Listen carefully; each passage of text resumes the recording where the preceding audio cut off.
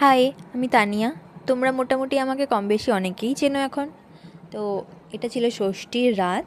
আমরা গেছিলাম ঠাকুর দেখতে। এটা ধামুমেন কলিয়ারির দুর্গা উৎসব। এখানে কোনো একটা মন্দিরের আদলে প্যান্ডেলটা করা হয়েছে।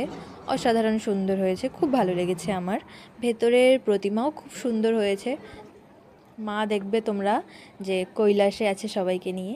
এখানে আমি বলছিলাম আমার দিকে আর নিতে হবে না, এবার ওদিকটাতে নাও। দেখো কত সুন্দর হয়েছে না। বাইরে এসে আমরা একটুখানি ভিডিও শ্যুট করে নিলাম, ও আমার ভিডিও করে দিল, কিছু ফটো তুলে দিল। দেখো এখানে এখানে ভিডিও করে দিচ্ছিল। তারপর তো আমি বুঝতে পারিনি যে ও ফটো তুলছে কি ভিডিও করছে। আমি চুপচাপ দাঁড়িয়েছিলাম, পরে বুঝলাম যে ও ভিডিও করছে, তাই আমি হেসে ফেলেছি। এখানে আমি একটু চেষ্টা করলাম ওর ভিডিও করার, খুব বাজে হয়েছে জানি।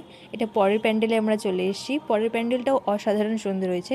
এগুলো সব কাঠের পুতুল, কাঠের পুতুলই বলে তো। এখানে একটু স্লো মোশনে ভিডিও করে নিলাম।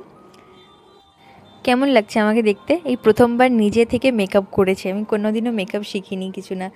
যাই হোক, দেখো প্রতিমা কত সুন্দর হয়েছে না, পুরো গোল্ডেনের ওপরে করেছে, খুব সুন্দর হয়েছে। আমার খুব ভালো লেগেছে। জানি না আমি কার কেমন লেগেছে, আমার সেটা নিয়ে কিছু যায় আসে না, আমার তো খুব ভালো লেগেছে। এটা আমরা পরের প্যান্ডেলে চলে এসেছি। এই পুজোটা হয়েছিল একটা মন্দিরে, কিন্তু অসম্ভব সুন্দর প্যান্ডেল করেছে বাইরেটাতে, আর প্রতিমার তো কোনো তুলনা নেই। খুব সুন্দর হয়েছে। এটা সপ্তমীর দিন।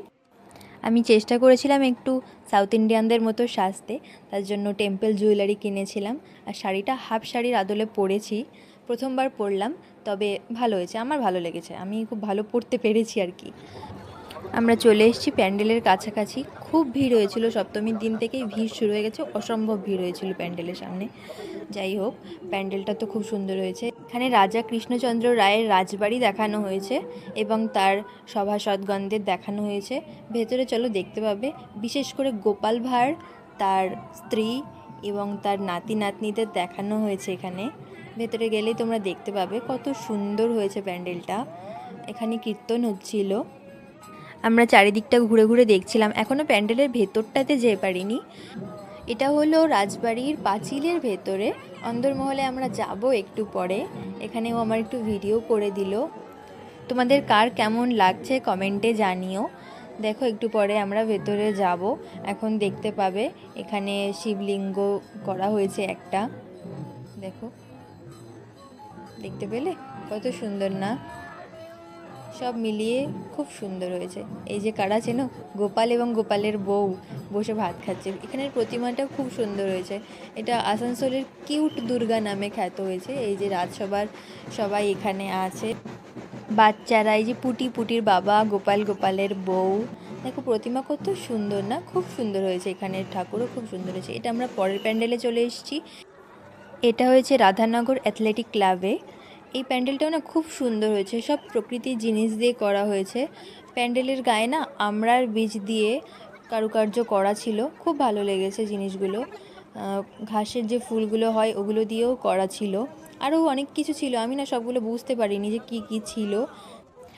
তোমরা হয়তো দেখলে বুঝতে পারবে, হয়তো বা বুঝতে পারবে না। ভিডিওতে হয়তো অতটাও দেখানো সম্ভব হয়নি ভালো করে। তবুও আশা করছি ভালো লাগবে তোমাদের প্যান্ডেলটা দেখে। আমার তো খুব ভালো লেগেছে। ভেতরে প্রতিমাও খুব সুন্দর হয়েছে। সব কিছু মিলিয়ে এক কথায় অনবদ্য হয়েছে, কিছু বলার নেই। আর এইটা আমাদের এখানের কোয়ার্টারের পুজোর লাইটিং। এই প্যান্ডেলটা তোমরা আগেও দেখেছো, আমার চ্যানেলে শর্টস ভিডিওতে দেওয়া আছে, তোমরা এটা আগেও দেখেছো। আমি অনেক অনেক অনেক ভালো ভালো কথা বলেছি প্যান্ডেলটা সম্পর্কে আগেই। সত্যিই খুব সুন্দর হয়েছে। ওপরে চাঁদটা দেখতে পাচ্ছ কত সুন্দর লাগছে না? যাই হোক, এখানে খুব গরম লাগছিল খুব। আর আমরা প্রায় 20-25 মিনিট মতো লাইন দিয়ে দাঁড়িয়েছিলাম। এখানে দেখো এই ছেলেটা ওর গার্লফ্রেন্ডকে কিছু বলছিল, আমি তাই দেখছিলাম যে কী দেখাচ্ছে ওকে আদৌ। তারপরে ভেতরে গেলাম। ভেতরে যাওয়ার আর একটা ভালো কথা কি জানো, ভেতরে যাওয়ার সঙ্গে সঙ্গে খুব ঠান্ডা লাগলো। ভেতরে কোনো ব্যবস্থা ছিল হয়তো যে এই গরমে মানুষ লাইন দিয়ে দাঁড়িয়ে ভেতরে এসে অন্তত একটু ঠান্ডা অনুভব করতে পারবে। এখানে থিম ছিল ত্রিমাত্রিক। আর প্রতিমা তো অসাধারণ সুন্দর হয়েছে। আমরা যখন ঢুকেছিলাম না তখন সন্ধি পুজো হচ্ছিল।